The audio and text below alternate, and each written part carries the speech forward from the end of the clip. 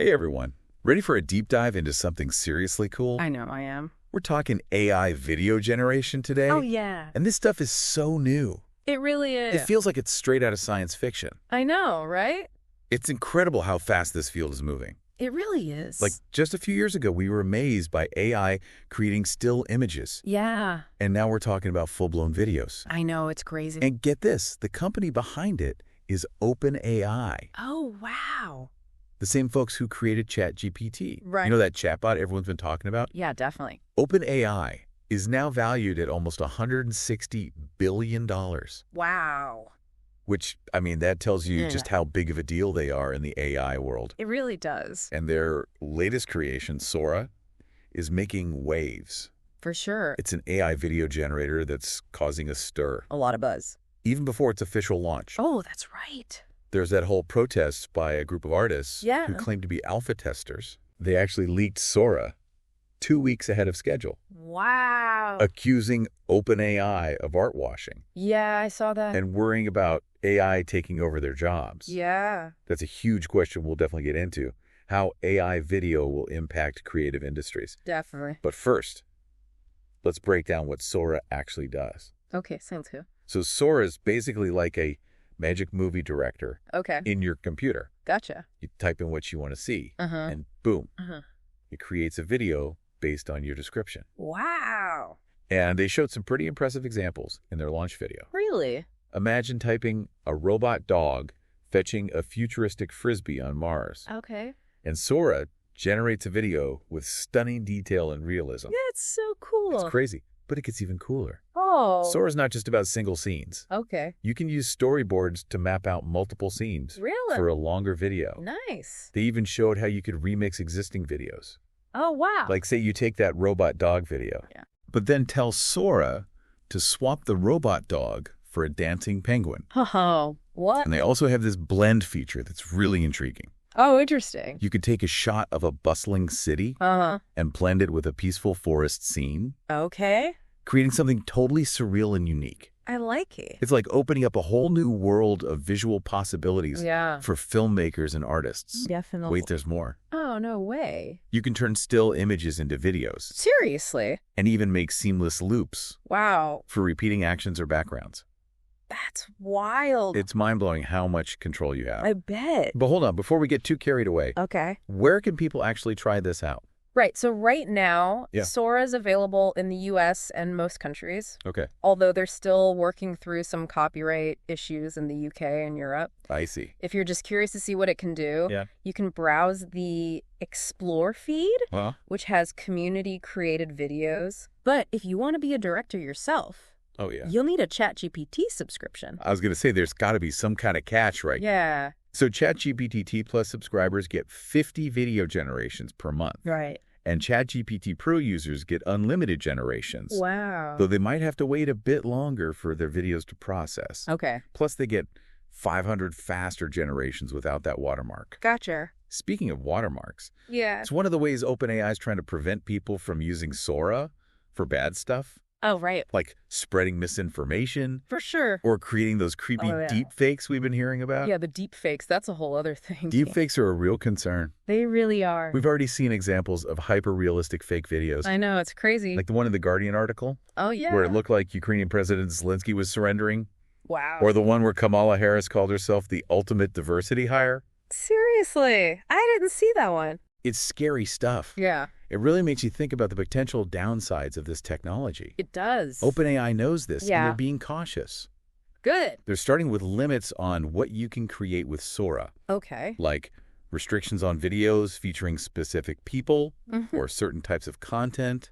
Makes sense. They're also working hard to block harmful stuff like child sexual abuse material or explicit deepfakes. Yeah, that's good.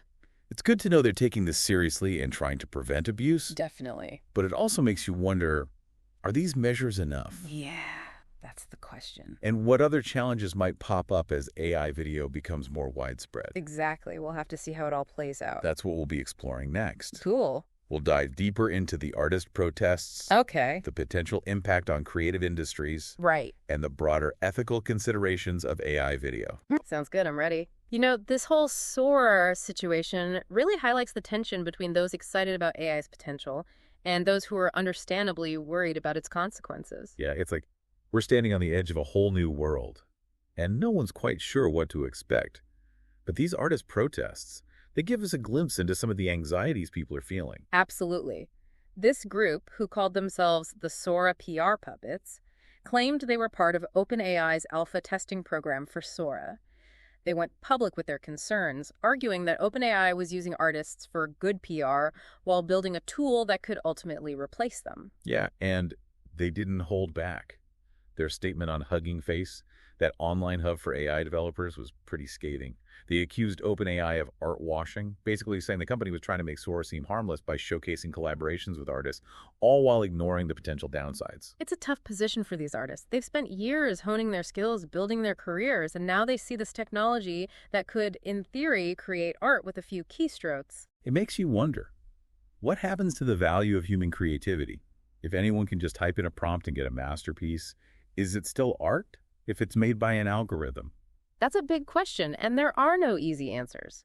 Some people argue that AI tools like Sora could actually enhance human creativity, freeing up artists from tedious tasks and letting them focus on the bigger picture. Right, like Yeah. instead of spending hours on those tiny details, they could use Sora to generate the basics and then layer their own unique style and vision on top of it. It becomes a collaboration, almost like working with a superpowered assistant. Exactly. But that optimistic view relies on artists having access to these tools and using them in a way that benefits them, not just the tech companies. And that's where the concerns of these Sora PR puppets come in.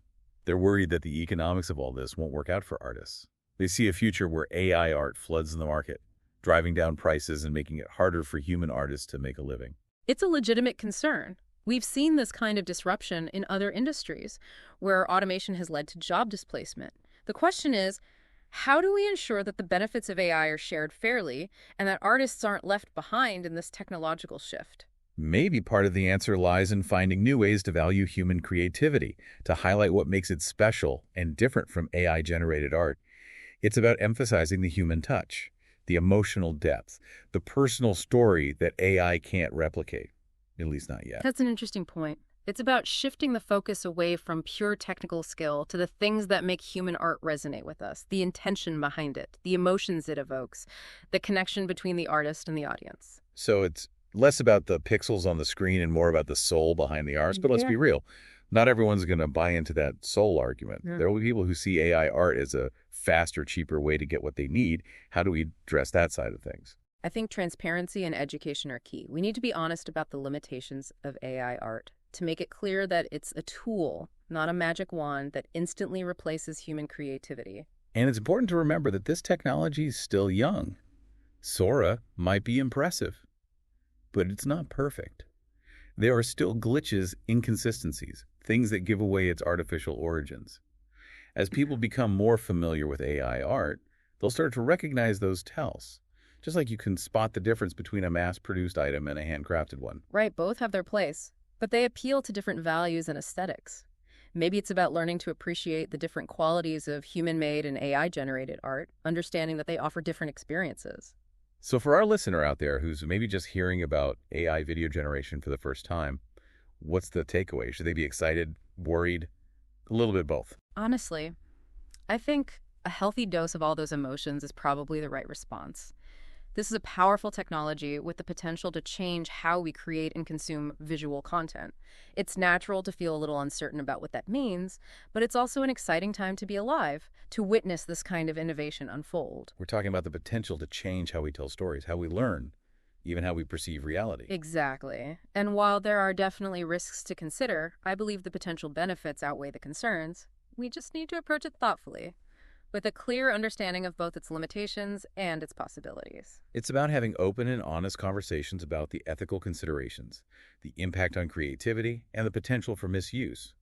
But it's also about embracing the sense of wonder, the sheer potential of this technology to reshape our world. Because ultimately, AI is a reflection of us, of our ingenuity and our desire to create. It's a tool that we're shaping, and it's going to shape us in return. This has been a wild ride so far, from diving into the technical details of Sora to grappling with the ethical dilemmas it presents. But we're not done yet. We still got some big picture questions to explore. What does AI video mean for the future of truth and reality? How will it affect our relationship with technology? And what kind of world are we creating as we step into this new era of AI-generated content? Those are the questions we'll be tackling next, so stick with us as we continue to explore the fascinating and sometimes unsettling world of AI video generation. You know, it's amazing to think we're not just talking about the future of art or entertainment here, this AI video stuff. It has the potential to reshape how we see the world. Like literally. It's true. As this tech gets more sophisticated and easier to use, the line between what's real and what's AI generated is going to get blurrier and blurrier. We're going to be surrounded by videos that look and sound completely authentic, even if they're entirely made up by algorithms. It's like we're heading into a world where seeing is no longer believing. That's kind of exciting, but also a little bit scary, don't you think? Definitely. It challenges everything we thought we knew about how to perceive the world and determine what's true.